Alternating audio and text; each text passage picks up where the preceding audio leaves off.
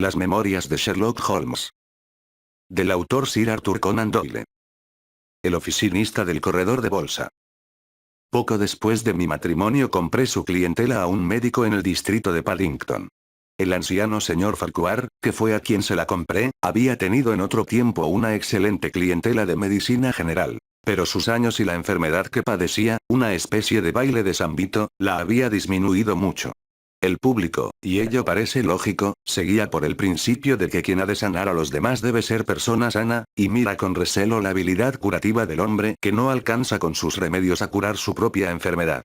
Por esa razón fue menguando la clientela de mi predecesor a medida que él se debilitaba, y cuando yo se la compré, había descendido desde 1200 personas a poco más de 300 visitadas en un año.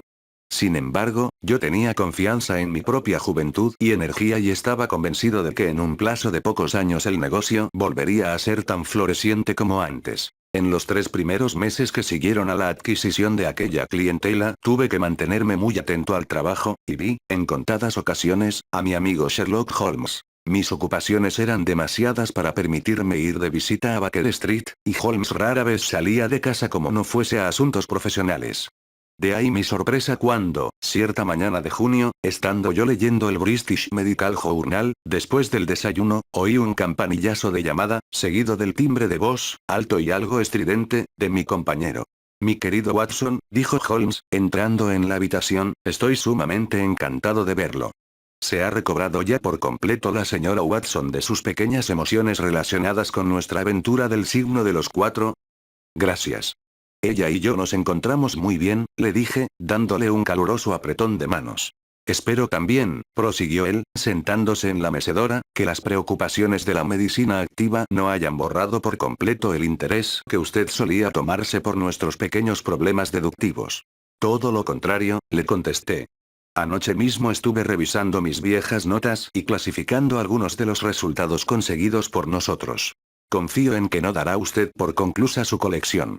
De ninguna manera. Nada me sería más grato que ser testigo de algunos hechos más de esa clase. Hoy, por ejemplo. Sí, hoy mismo, si así le parece. Aunque tuviera que ser en un lugar tan alejado de Londres como Birmingham. Desde luego, si usted lo desea.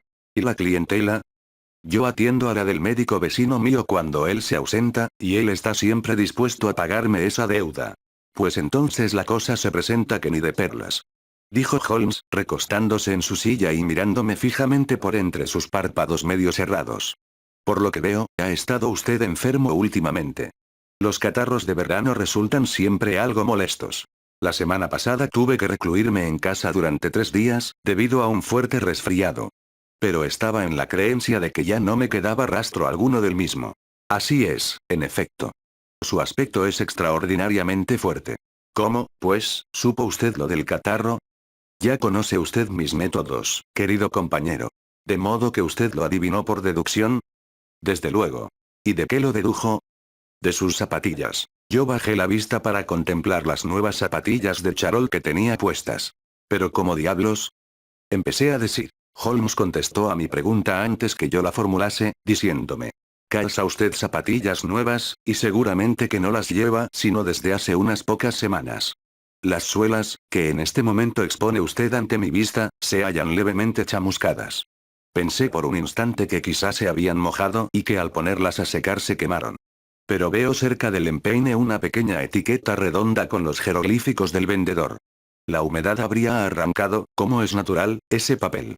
Por consiguiente, usted había estado con los pies estirados hasta cerca del fuego, cosa que es difícil que una persona haga, ni siquiera en un mes de junio tan húmedo como este, estando en plena salud. Al igual que todos los razonamientos de Holmes, este de ahora parecía sencillo una vez explicado. Leyó este pensamiento en mi cara, y se sonrió con un asomo de amargura. Me temo que, siempre que me explico, no hago sino venderme a mí mismo, dijo Holmes. Los resultados impresionan mucho más cuando no se ven las causas. De modo, pues, que está usted listo para venir a Birmingham. Desde luego. ¿De qué índole es el caso? Lo sabrá usted todo en el tren. Mi cliente está ahí fuera, esperando dentro de un coche de 4 ruedas. ¿Puede usted venir ahora mismo? Dentro de un instante. Garrapateé una carta para mi convecino, eché a correr luego escalera arriba para explicarle a mi mujer lo que ocurría, y me reuní con Holmes en el umbral de la puerta de la calle. ¿De modo que su convecino es médico? Me preguntó, señalándome con un ademán de la cabeza la chapa de metal. Sí. Compró una clientela, lo mismo que hice yo. ¿De algún médico que llevaba mucho tiempo ejerciendo? Igual que en el caso mío. Ambos se hallaban establecidos aquí desde que se construyeron las casas. Pero usted compró la mejor clientela, ¿verdad? Creo que sí. Pero ¿cómo lo sabe usted? Por los escalones de la puerta, muchacho. Los de usted están gastados en una profundidad de 3 pulgadas más que los del otro. Pero este caballero que está dentro del coche es mi cliente, el señor Holpycroft. Permítame que lo presente a él. Cochero, arree a su caballo, porque tenemos el tiempo justo para llegar al tren. El hombre con quien me enfrenté era joven, de sólida contextura y terso cutis, con cara de expresión franca y honrada y bigote pequeño, rizoso y amarillo. Llevaba sombrero de copa muy lustroso y un limpio y severo traje negro, todo lo cual le daba el aspecto de lo que era. Un elegante joven de la City, de la clase a la que se ha puesto el apodo de Cockneys, pero de la que se forman nuestros más valerosos regimientos de voluntarios, y de la que sale una cantidad de magníficos atletas y deportistas, superior a la que produce ningún otro cuerpo social de estas islas. Su cara redonda y rubicunda, rebosaba alegría natural. Pero las comisuras de su boca estaban, según me pareció, encorvadas hacia abajo, como en un acceso de angustia que resultaba medio cómica. Pero hasta que estuvimos instalados en un vagón de primera clase y bien lanzados en nuestro viaje hacia Birmingham, no logré enterarme de las dificultades que le habían arrastrado hacia Sherlock Holmes. Tenemos por delante 70 minutos de recorrido sin ninguna estación, hizo notar Holmes. Señor Mypycroft, sírvase relatar a mi amigo su interesante caso tal y como me lo ha contado a mí, o aún con más detalles, si es posible. Me será útil el volver a escuchar otra vez cómo ocurrieron los hechos. Este caso, Watson, pudiera llevar algo dentro, y pudiera no llevar nada. Pero presenta, por lo menos, esos rasgos extraordinarios y outré que tanto nos agradan a usted y a mí. Y ahora, señor Pycroft, cuente con que no volveré a interrumpirle. Nuestro joven acompañante me miró con mirada brillante, y dijo. Lo peor de toda la historia es que yo aparezco en ella como un condenado majadero. Claro está que aún puede acabar bien y no creo que pudiera haber obrado de otro modo que como obré. Pero, si resulta que con ello he perdido mi apaño sin conseguir nada en cambio, tendré que reconocer que he sido un pobre tontaina. Señor Watson, valgo poco para contar historias, y hay que tomarme como soy. Yo tuve hasta hace algún tiempo mi acomodo en la casa Coxon & Woodhouse, de Drapers Gardens. Pero a principios de la primavera se vieron en dificultades, debido al empréstito de Venezuela, como ustedes recordarán, y acabaron quebrando malamente. Yo llevaba 5 años con ellos, y cuando vino la catástrofe, el viejo Coxon me extendió un estupendo certificado. Pero, como es natural, nosotros, los empleados, los 27 que éramos, quedamos en mitad de la calle. Probé aquí y allá, pero había infinidad de individuos en idéntica situación que yo, y durante mucho tiempo todo fueron dificultades para mí. Yo ganaba en Coxon 3 libras semanales, y tenía ahorradas 70. Pero no tardé en meterme por ellas, y hasta en salir por el extremo opuesto. Finalmente, llegué al límite de mis recursos, hasta el punto de costarme trabajo encontrar sellos de correo para contestar a los anuncios y sobres en que pegar los sellos. A fuerza de subir y bajar escaleras, presentándome en oficinas, se me habían desgastado las botas, y me parecía estar tan lejos como el primer día de encontrar acomodo. Vi, por último, que había una vacante en casa de los señores Mawson y Williams, la gran firma de corredores de bolsa de Lombard Street. Pudiera ser que no anden ustedes muy enterados en cuestiones de bolsa. Pero puedo informarles de que se trata quizá de la casa más rica de Londres. Al anuncio había que contestar únicamente por carta. Envié mi certificado y mi solicitud, aunque sin la menor esperanza de conseguir el puesto. Me contestaron a vuelta de correo, diciéndome que, si me presentaba el lunes siguiente, podía hacerme cargo en el acto de mis nuevas obligaciones, con tal que mi aspecto exterior fuese el conveniente. Nadie sabe cómo funcionan estas cosas. Hay quien asegura que el gerente mete la mano en el montón de cartas y saca la primera con que tropieza. En todo caso, esta vez la suerte me favoreció a mí, y no deseo otra satisfacción mayor que la que aquello me produjo. El sueldo era de 1 libra más por semana, y las obligaciones las mismas, más o menos, que en la casa Coxon. Y ahora vengo a la parte más extraña del negocio. Yo estaba de pensión más allá de Hampstead, en el 17 de Potter's Terrace. Pues bien, estaba yo fumando y sentado la tarde misma en que se me había prometido aquella colocación, cuando se me presenta mi patrona con una tarjeta que decía, Arthur Piner, agente financiero, en letra de imprenta. Era la primera vez que yo oía aquel nombre, y no podía imaginarme qué quería conmigo. Pero, como es natural, le dije que lo hiciera subir. Y se me metió en mi cuarto, un hombre de estatura mediana, pelinegro, ojinegro, barbinegro, con un siesno de judío en la nariz. Había en todo él un algo de impetuoso, y hablaba con vivacidad, como quien sabe el valor que tiene el tiempo. Hablo con el señor Holpycroft, ¿verdad? Preguntó. Sí, señor, le contesté, acercándole una silla. ¿El mismo que últimamente estuvo empleado con Coxon and Woodhouse? Sí, señor. ¿Y que en la actualidad figura como empleado en la casa Mawson? Exactamente. Pues verá usted. He oído contar ciertos hechos realmente extraordinarios a propósito de sus habilidades financieras. ¿Se acuerda usted de Parker, el que fue gerente de Coxon?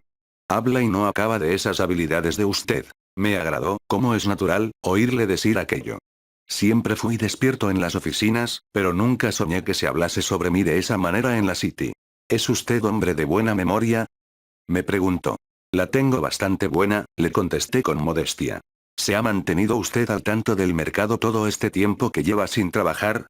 Sí, leo todas las mañanas la lista de cotizaciones de bolsa. Ahí tiene usted una prueba de auténtica aplicación. Exclamó. Esa es la manera de prosperar. ¿No se molestará que lo ponga a prueba? Veamos. ¿Cómo está la cotización de los Ayrshires? Entre 105 y 105 y cuartillo. ¿Y la de New Zealand Consolidated? A 104. ¿Y la de las British Broken Hills?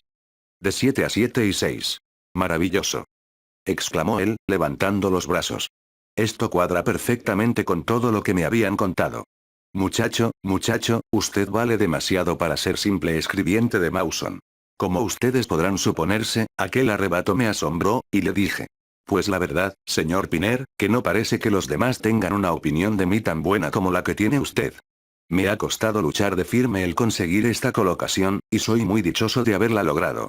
Pero, hombre, usted debiera picar un poco más alto. No se halla usted situado en su verdadera esfera de actividades. Pero escuche lo que yo quiero proponerle. Lo que yo quiero proponerle es poca cosa si se la compara con lo que usted vale. Pero si se compara con lo que le ofrece Mawson, es como el día frente a la noche. Veamos. ¿Cuándo entra usted a trabajar en Mawson? El lunes. Ajaja. Pues vea. Estoy dispuesto a correrme un pequeño albur deportivo apostando a que usted no entra en esa casa. ¿Que yo no voy a entrar en la casa Mawson? No, señor.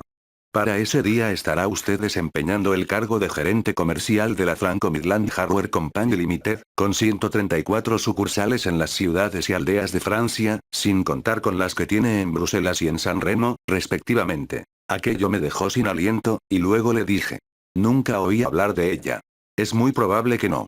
No se ha querido jalearla, porque todo el capital social fue suscrito por aportaciones particulares, y porque es un negocio demasiado bueno para dar acceso en el mismo al público. Mi hermano, Harry Piner, ha sido el organizador, y entra en el consejo de la sociedad después de serle asignado el cargo de director gerente. Como sabe que yo estoy metido aquí de lleno en la corriente de negocios, me ha pedido que le busque en Londres un hombre que valga, y a un precio menor del que vale. Un hombre emprendedor, que tenga mucho nervio. Para empezar, solo podemos ofrecerle una miseria de 500 libras pero. 500 libras al año. Exclamé, dando un grito. Solo para empezar, más una comisión del 1% de todas las ventas que hagan sus agentes, puede creerme si le aseguro que el total de esas comisiones superará a su salario. Pero yo no sé absolutamente nada de ferretería. Vaya, vaya. Pero usted entiende de números, muchacho. Sentía zumbidos en la cabeza, y solo a duras penas podía permanecer sentado en mi silla. Pero, de pronto, me acometió un leve escalofrío de duda. Quiero serle sincero, le dije. Mawson no me paga sino 200. Pero Mawson es cosa segura. La verdad, es tan poco lo que sé de esa compañía de ustedes, que... Muy bien dicho, exclamó, con una especie de éxtasis de placer. Es usted el hombre que nos conviene. A usted no se le engatusa con palabras, y tiene usted mucha razón. Pues bien, aquí tiene usted un billete de 100 libras. Si cree que podemos llegar a un arreglo, métaselo en el bolsillo como adelanto a cuenta de su salario. Es un rasgo muy hermoso, le dije. ¿Cuándo me haré cargo de mis nuevas obligaciones? Haga usted acto de presencia mañana, a la 1, en Birmingham, me dijo. Traigo en el bolsillo una carta, que usted llevará a mi hermano. Lo encontrará en el número 126B de Corporation Street, donde se encuentran las oficinas provisionales de la compañía. Desde luego, él tiene que dar la conformidad a este arreglo nuestro, pero no habrá ningún inconveniente. Pierda cuidado. No sé cómo expresarle a usted mi agradecimiento, señor Piner, le dije. No tiene nada que agradecerme, muchacho. Usted alcanza con esto lo que se merece, y nada más. Solo quedan por arreglar dos cosillas, simples formulismos. Veo que tiene usted ahí una hoja de papel. Tenga la amabilidad de escribir en ella lo siguiente. Acepto por propia voluntad el cargo de gerente comercial de la Franco Midland Hardware Company Limited, con un sueldo mínimo de 500 libras. Así lo hice, y él se metió el papel en el bolsillo. ¿Aún falta otro detalle?, me dijo. ¿Qué piensa hacer usted con lo de su colocación en la casa Mawson? Mi alegría me lo había hecho olvidar todo. Les escribiré dimitiendo, le contesté. Eso es precisamente lo que yo no quiero que haga. He tenido una discusión con el gerente de esa casa a propósito de usted. Me acerqué a él para pedirle informes suyos, y se mostró muy agresivo, acusándome de que intentaba engatusarlo a usted para que no entrase al servicio de la casa, etc. Acabé por perder casi los estribos, y le dije, si usted quiere tener buenos empleados, págueles bien, y agregué, estoy seguro de que preferirá nuestra pequeñez a las grandezas de la casa de usted. Le ha puesto un billete de 5 libras a que así que se entere del ofrecimiento nuestro ya no volverán ustedes ni siquiera a oír hablar de él y él me contestó, hecho.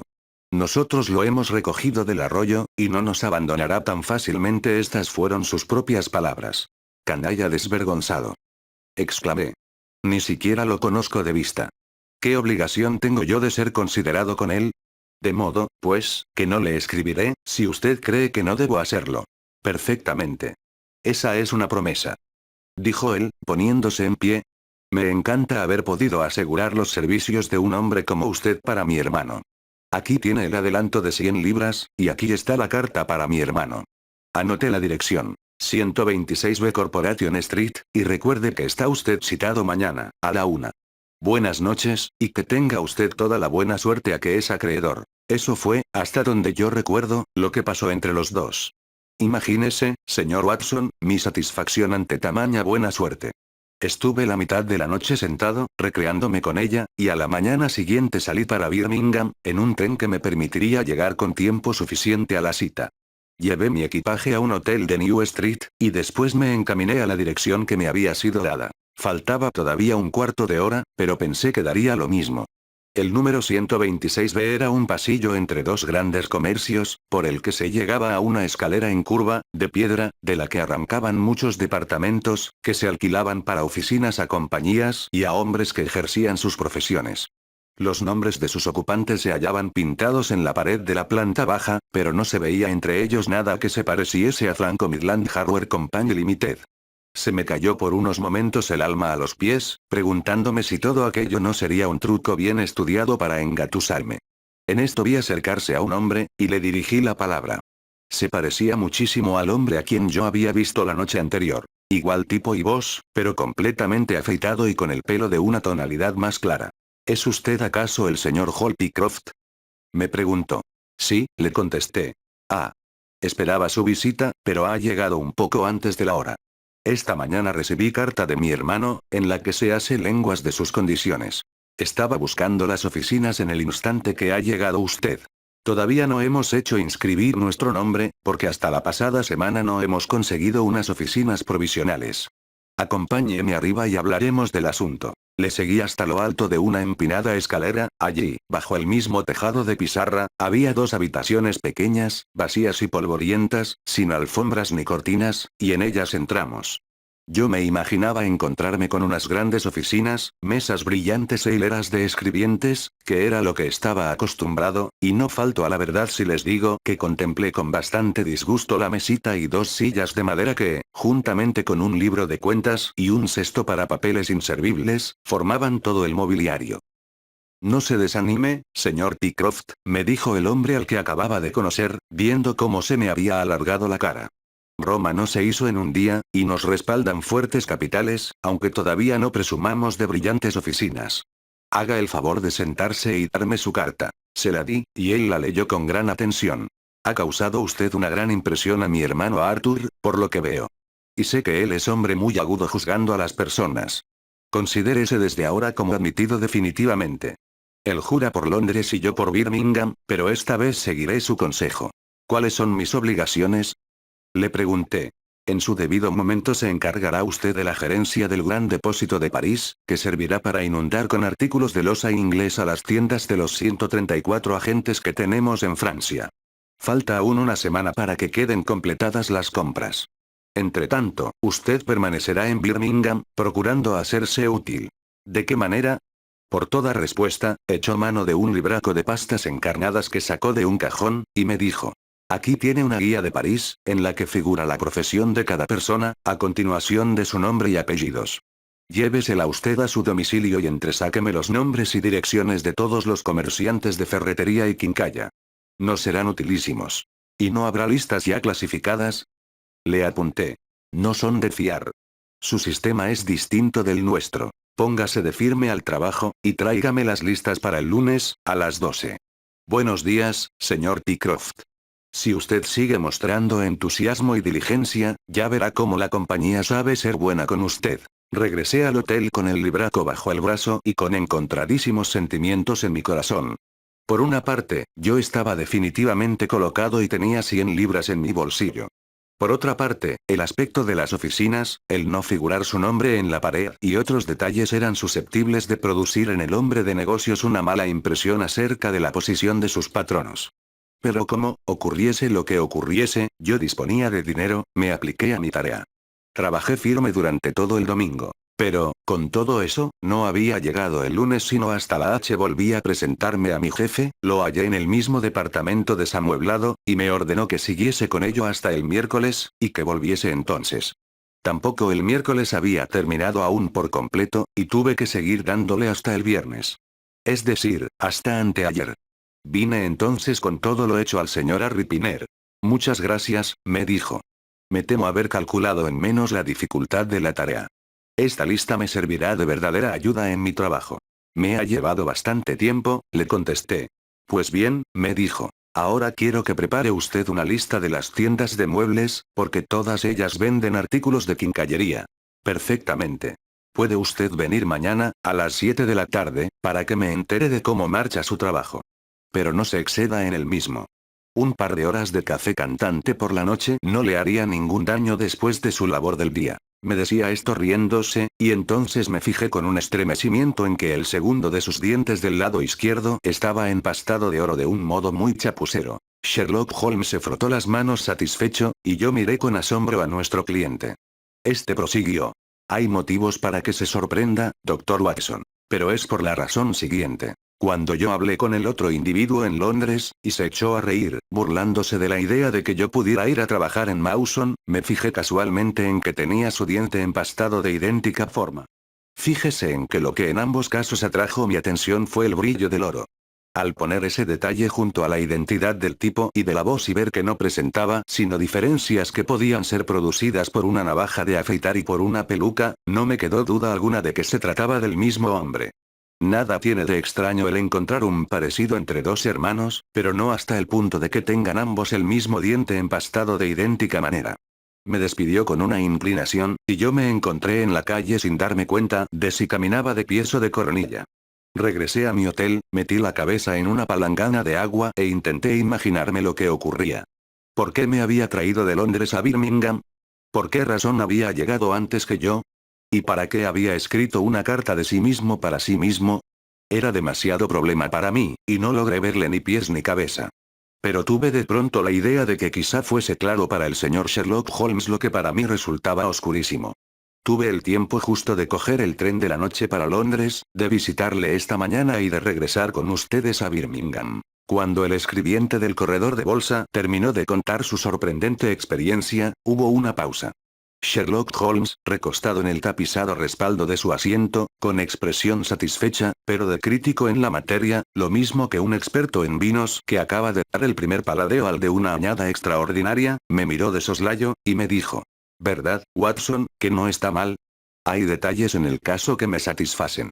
Creo que estará usted de acuerdo conmigo en que una entrevista con el señor Arthur Harry Pinner, en las oficinas provisionales de la Franco Midland Hardware Company Limited, ha de ser una cosa que nos interesará a los dos.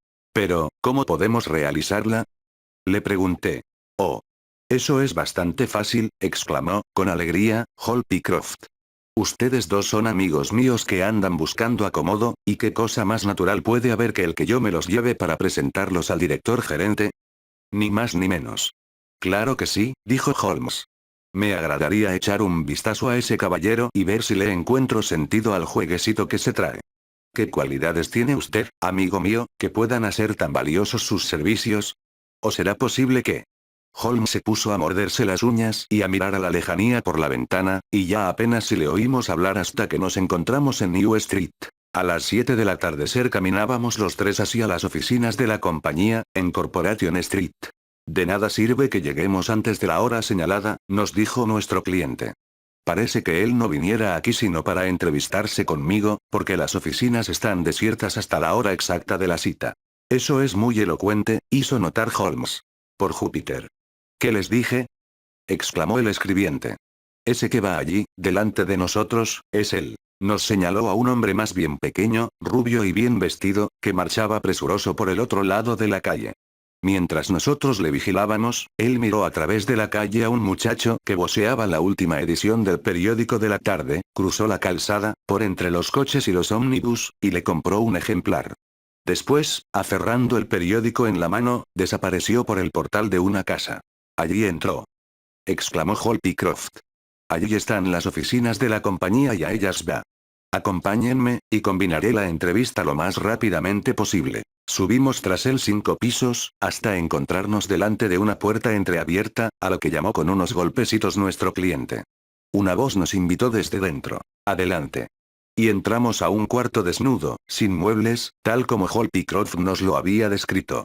El hombre que habíamos visto en la calle estaba sentado delante de la única mesa y tenía extendido en esta su periódico. Levantó la vista para mirarnos, y yo no creo haber visto nunca otra cara con tal expresión de dolor, de un algo que era aún más que dolor. Una expresión tan horrorizada que son pocos los hombres que la muestran alguna vez en su vida. El sudor daba brillo a su frente, sus mejillas eran de un color blancuzco de vientre de pescado, y la mirada de sus ojos era de desatino y de asombro. Miró a su escribiente como si no lo conociese, y por lo atónito que mostraba hallarse nuestro guía, comprendí que éste encontraba a su jefe completamente diferente a como era de ordinario. «¿Parece usted enfermo, señor Pinner?», exclamó el escribiente.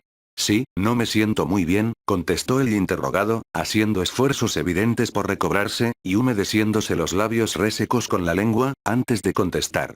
«¿Quiénes son estos caballeros que ha traído en su compañía?».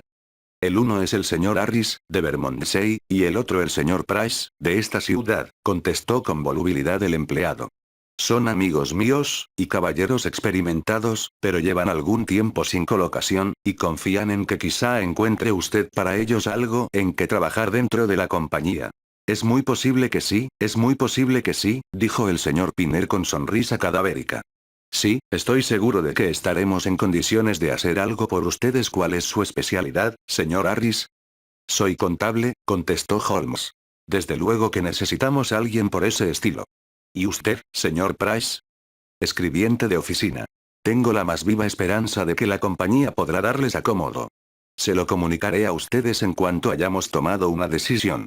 Y ahora les suplico que se retiren. Por amor de Dios, déjenme solo».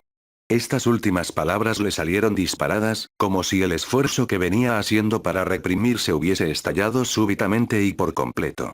Holmes y yo nos miramos el uno al otro, y Hall Pycroft dio un paso hacia la mesa, diciéndole: «¿Se olvida usted, señor Pinner, de que me encuentro aquí citado por usted para recibir algunas instrucciones suyas?».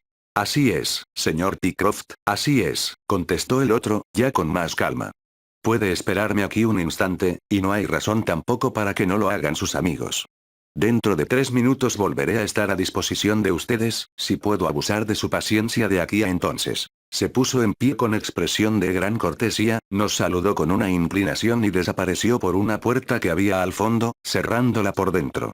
«¿Qué es esto? ¿Nos va a dar esquinazo?», cuchicheó Holmes. «Eso es imposible», contestó Pycroft. «¿Por qué razón?». «Porque esa es la puerta de la habitación interior. ¿Y no tiene salida? Ninguna. ¿Está amueblada? Ayer se hallaba desnuda. Pero entonces, ¿qué diablos está haciendo? Hay en este asunto algo que no entiendo. Si ha habido alguna vez un hombre enloquecido de espanto, ese hombre se llama Piner. ¿Qué es lo que ha podido producirle la tiritona? Sospecha que somos detectives, apunté yo. Eso es, confirmó Pycroft. Holmes movió negativamente la cabeza. No empalideció. Estaba ya pálido cuando entramos en la habitación. Es muy posible que... Le cortó la palabra un fuerte martilleo que se oía hacia la puerta interior. ¿Para qué diablos está golpeando su propia puerta?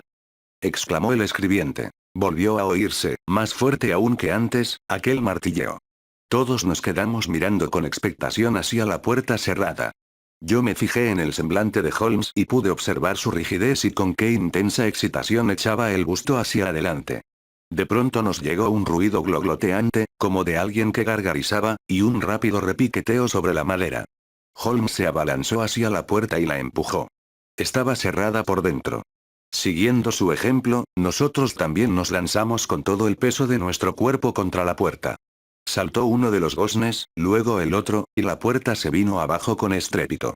Abalanzándonos por encima de ella nos metimos en el cuarto interior. Estaba vacío.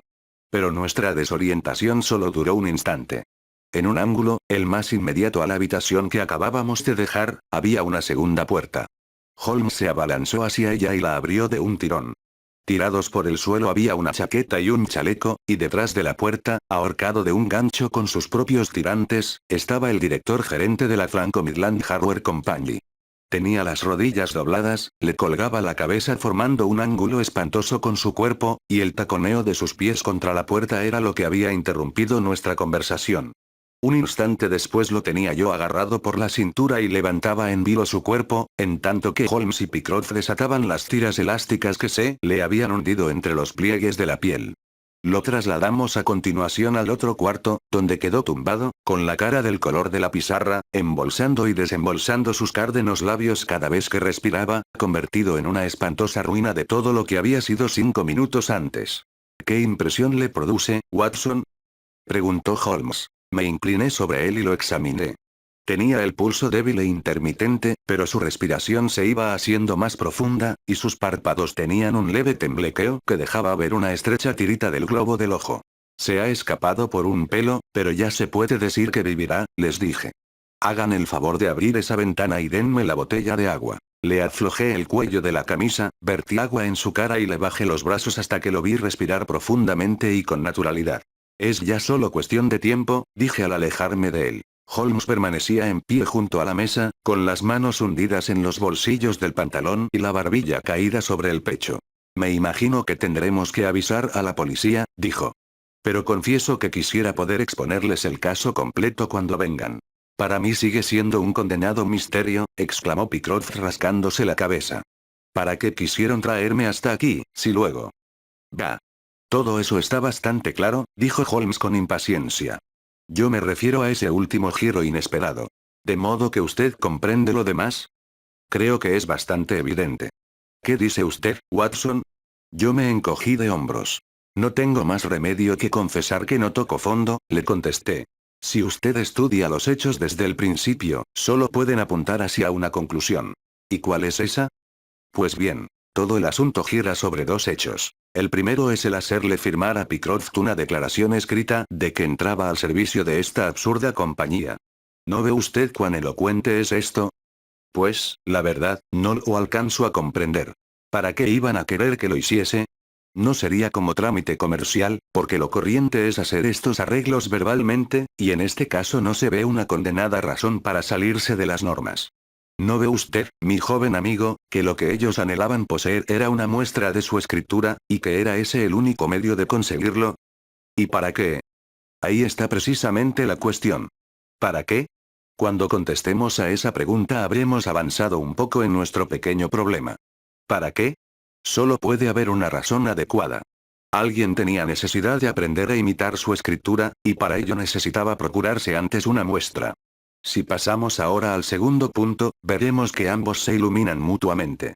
Este segundo punto es la petición que le hizo el señor Pinner de que no admitiese usted el cargo, sino que dejase al gerente de aquella importante casa convencido de que un señor Holpycroft, al que nunca había visto personalmente, acudiría a sus oficinas el lunes por la mañana. ¡Santo Dios!, exclamó nuestro cliente. ¡Qué borrico he sido!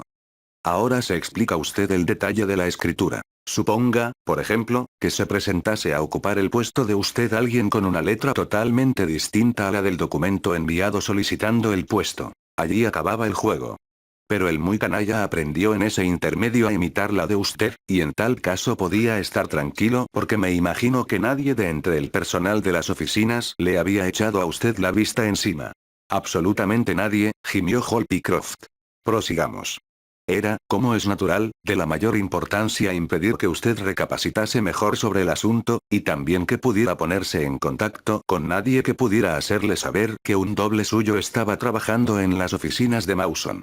Fue esa la razón que los movió a hacerle un espléndido adelanto sobre su salario, y a obligarle a que se trasladase a la región Midlands, donde le proporcionaron trabajo como para que no regresase a Londres, cosa que hubiera podido estropearles el juego que se traían.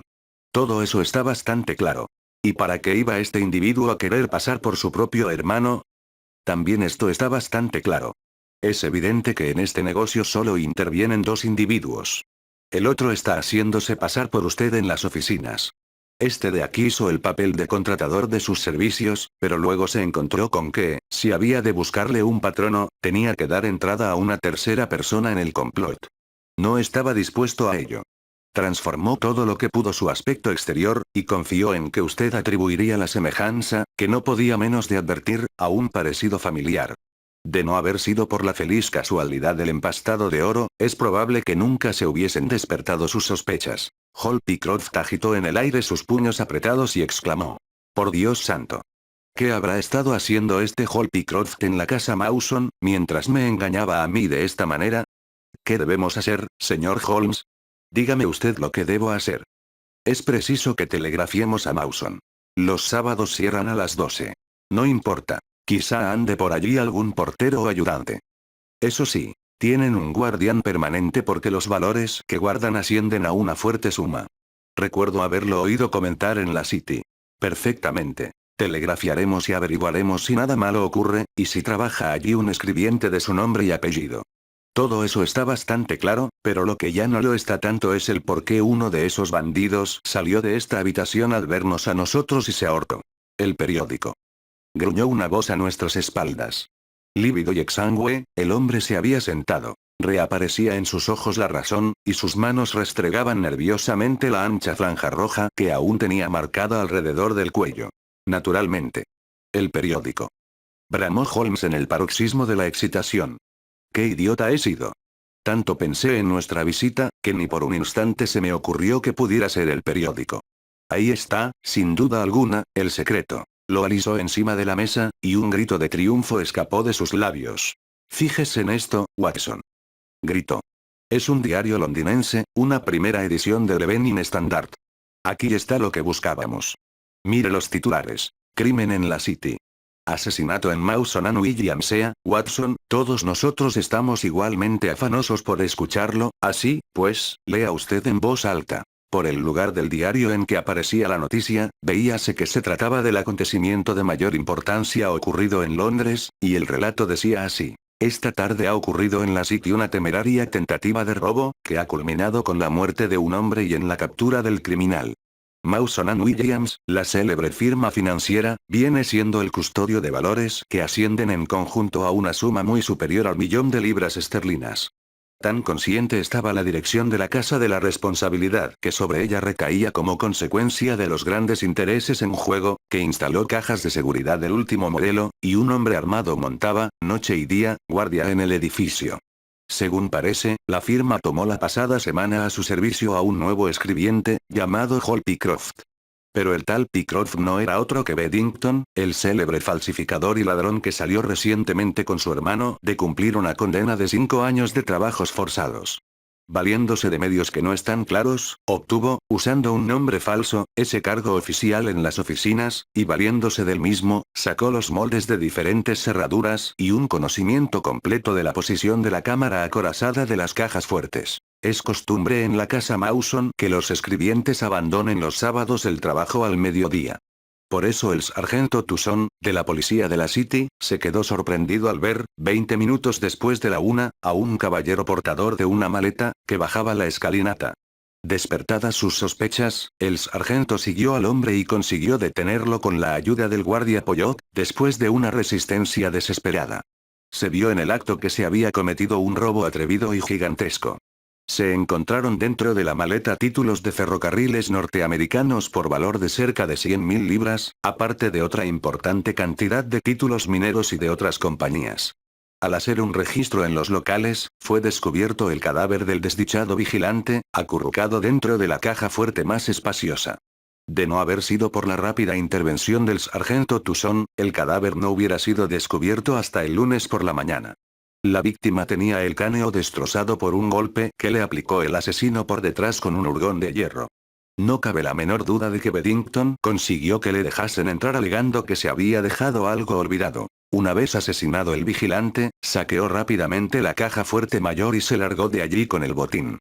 El hermano de Beddington, que acostumbra a operar con él, no ha aparecido todavía en este caso, o por lo menos nada se sabe del mismo, aunque la policía realiza enérgicas investigaciones para dar con su paradero. Bien, podemos ahorrarle a la policía algún trabajo a ese respecto, dijo Holmes echando un vistazo a la figura macilenta acurrucada junto a la ventana. La naturaleza humana es una curiosa mezcla, Watson. Ya ve usted cómo un canalla y asesino puede inspirar a su hermano un cariño capaz de impulsarlo al suicidio cuando se entera de que el cuello de aquel no puede escapar a la horca. Pero, en este caso, nosotros no tenemos ahora opción. Señor Pycroft, si usted tiene la bondad de llegarse a la comisaría, el doctor y yo quedaremos aquí de guardia. Fin. Así termina el cuarto capítulo del libro Las Memorias de Sherlock Holmes. Del autor Sir Arthur Conan Doyle. En la descripción como en el video está la continuación. La corbeta Gloria Scott. No olviden comentar o suscribirse al canal para seguir subiendo material por el estilo. Saludos.